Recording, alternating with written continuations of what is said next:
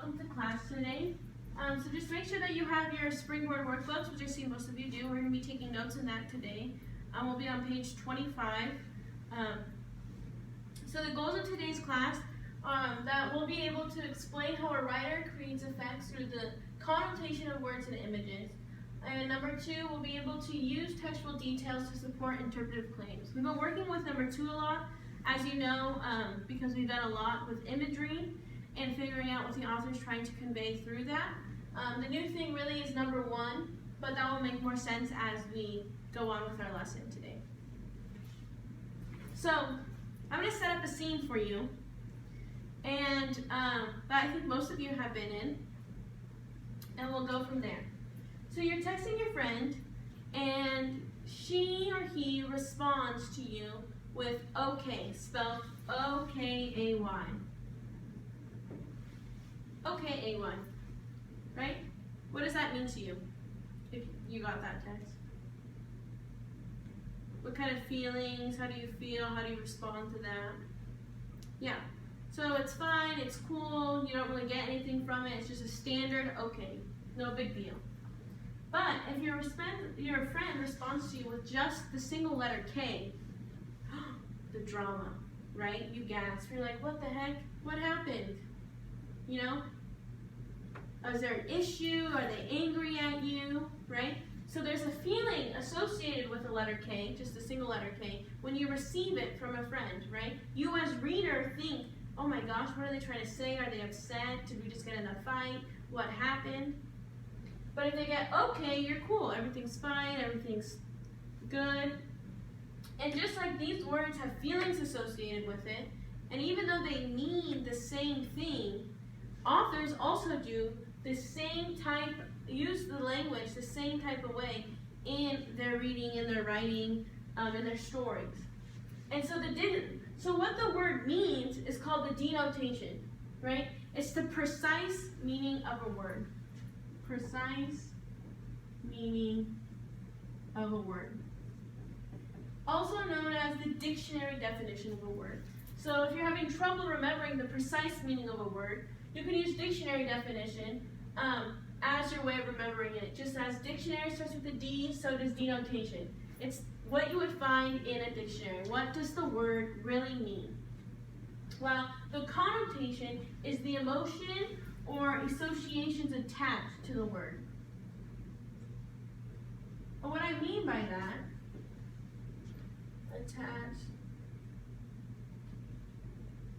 what I mean by that is, like emotions, right? Emotions go up and down, happy, sad.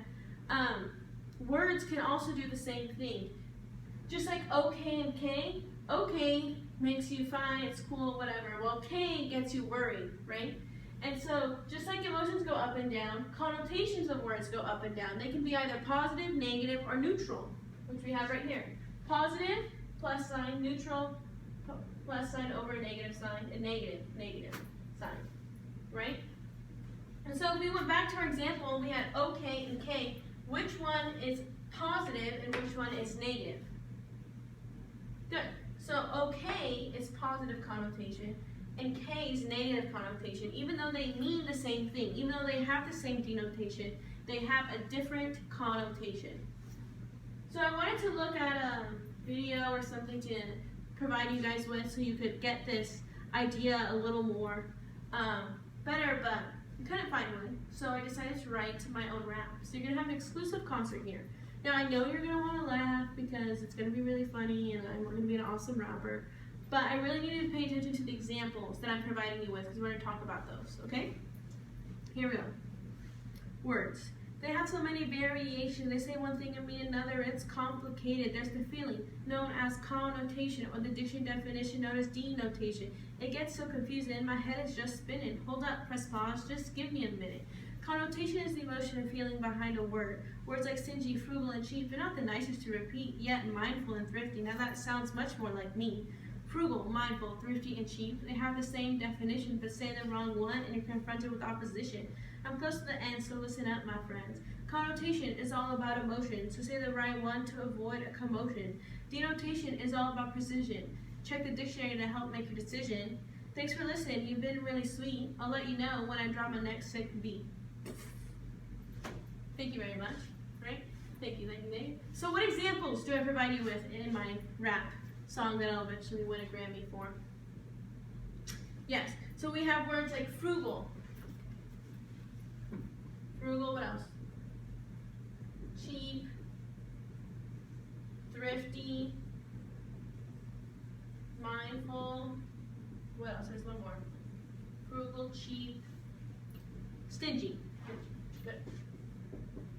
Now, what is the denotation of these words?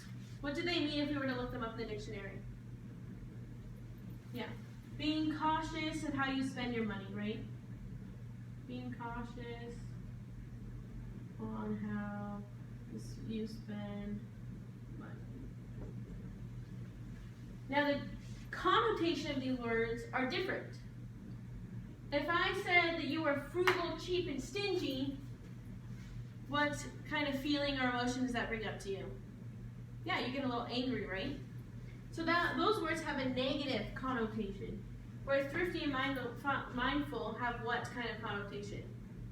Positive. Good. What character did we just read about that was described as frugal, cheap, stingy? Yes, Scrooge, bah humbug. And why the author uses these words to show us that Scrooge is somewhat of a bitter guy. He's not the most generous person at the beginning of the story. And the author is able to do this by using words like frugal, cheap, and stingy. And they have this negative connotation that sets up for us what the character is like. Okay? So at each of your table groups, you have a blue card and a red card. The blue card represents positive connotation, while the red card represents negative connotation. I'm going to read out a few words, and you're going to raise the card if you think it's positive connotation, or raise your red card if you think it's negative connotation. Okay? So, conceited. Most red cards, good. Negative connotation. Firm. Like you stand your ground. Negative and positive. Okay, but what if I said stubborn? Good. So stubborn is negative connotation and firm is positive connotation. Workaholic. Negative connotation, good. Indecisive. Negative. Flexible. And I don't mean flexible like stretching flexible, but flexible when you're working with a group. Positive, good. Last one, old. If you call me old, yeah, not very nice. Please don't ever do that. Negative connotation. But if you called me mature, positive, right? Because mature makes me sound wise, which I am, and important in a kind of way, right? So words, although they can mean the same thing, like mature and old, they have similar denotations. Their connotations is what sets them apart. And when we describe a character as, let's say, mature, we think of him as wise and smart. And he may be old, but he's well beyond his years. Well, old, you don't get the sense that he's wise. He might be, but you don't know that. And mature lets us in on that. So let's turn to the story we read last week, the Marigold story, on page 17, and look at paragraph 5, the last sentence. We're going to talk about how the author in this sentence uses connotation to set up this kind of, and to convey to us a type of tone and meaning. So the last sentence, poverty was the cage in which we all were trapped, and our hatred of it was still the vague and undirected restlessness of the zoo-bred flamingo who knows that nature created him to fly free. One more time. Poverty was the cage in which we all were trapped, and our hatred of it was still the vague, undirected restlessness of the zoo-bred flamingo who knows that nature created him to fly free. Now, if we're looking at the connotation of the words, the language that the author uses, what words stand out to you? Poverty, good. Cage, good.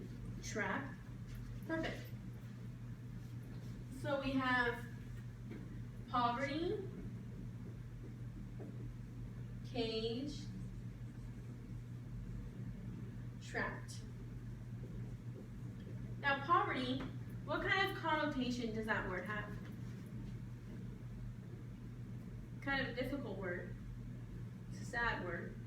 Yeah, it has a negative connotation. If you're living in poverty, it's not the best scenario. It doesn't mean that you are necessarily bad, but living in poverty is not the best case scenario, right?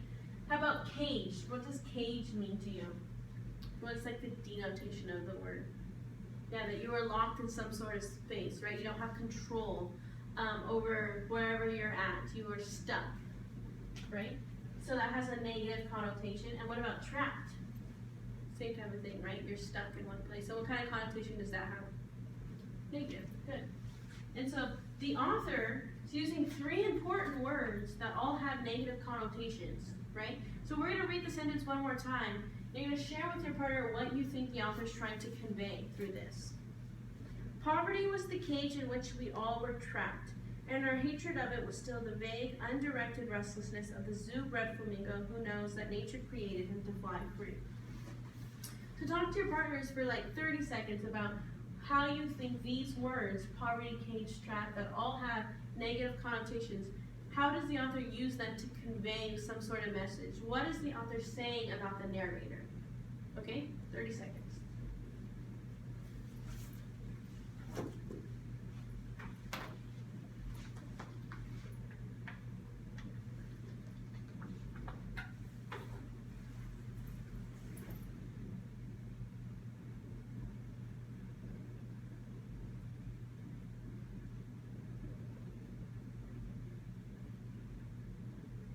Okay.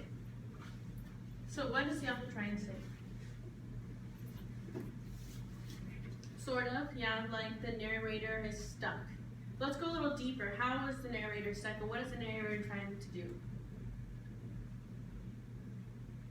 Yeah, she's frustrated, right? He also said, our hatred of it was still vague. So they didn't really understand their circumstances, but they knew they were angry and they didn't know why. So the narrator, in this short sentence here, the author is able to tell us that the narrator is somewhat familiar and understands where she is, right? That poverty has trapped her, that she's stuck in a place and she can't move, right? She has no control over their circumstances. And she's frustrated with that. And the narrator is able to convey that type of meaning, that type of imagery to us through the words that they choose to use. And so now for our next activity, you and your partner are going to do this. You're going to find 5 to 8 examples where the author uses connotation of words to create an image. So exactly what we just did. You're going to write the sentence on a loose leaf sheet of paper, and then below you're going to write a short sentence describing the connotation of the word. So is the word negative, is it positive, and what does the word do? How does it enhance your understanding of the text or your narrator's feelings? How is the author using the word? Okay, so you're going to have about 8 minutes to do that, and if we don't get done today, that's okay.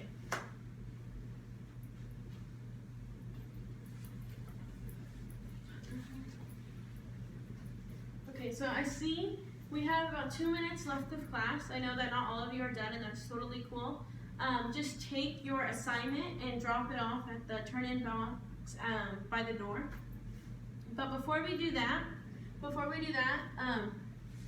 we are going to, I would like you to provide me, 2 students provide me with 2 different examples of 2 words that have the same denotation but different connotations, all right? Quick, okay. Slender and skinny. Good, so which one's positive, which one's negative? Skinny is negative, slender positive. Very good. One more. Stout and athletic. Stout is what? Negative connotation. Can you explain to us what stout means?